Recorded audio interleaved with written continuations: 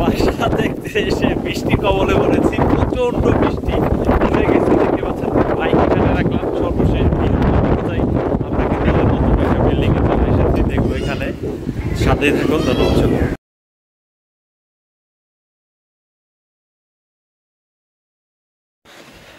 আমরা একটু আগে দেখতে পেয়েছেন যে আমরা বৃষ্টিতে ভিজে কিন্তু এই বাসাটায় চলে আসছি।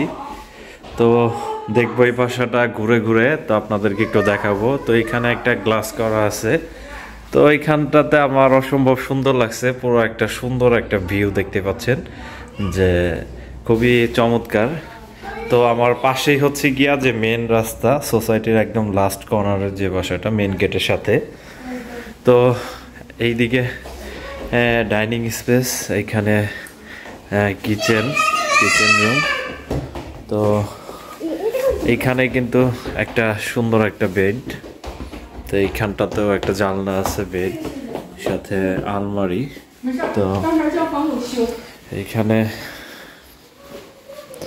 দেখতে পাচ্ছেন যে একটা টেলিভিশন, এটা ওয়াশরুম, আর এটা একটা মাস্টার বেড। এটা আমার কাছে খুবই ভালো লাগলো।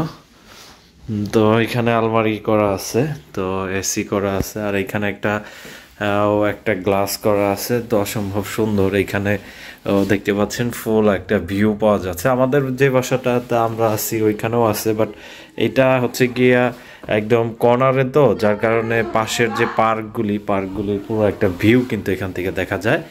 তো এই বাসাটা আমাদের কাছে মোটামুটি চমৎকার লেগেছে, ভালো লেগেছে।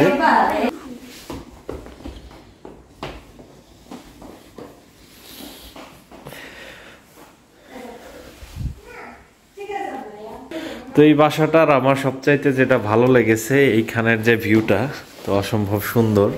খোলা একটা মাঠ, বাগানের মতো, তো খুবই চমৎকার লাগছে।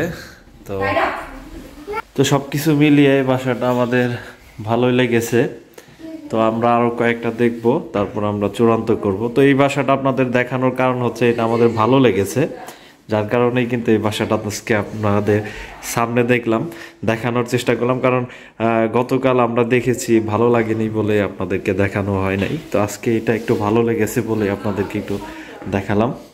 তো কেমন লেগেছে অবশ্যই কমেন্টসের মাধ্যমে জানাবেন। আর বিস্তারিত যদি কোনো তথ্য আপনাদের জানার থাকে, আমাদের কমেন্টসের মাধ্যমে জানাবেন, আমরা উত্তর দেওয়ার চেষ্টা করব।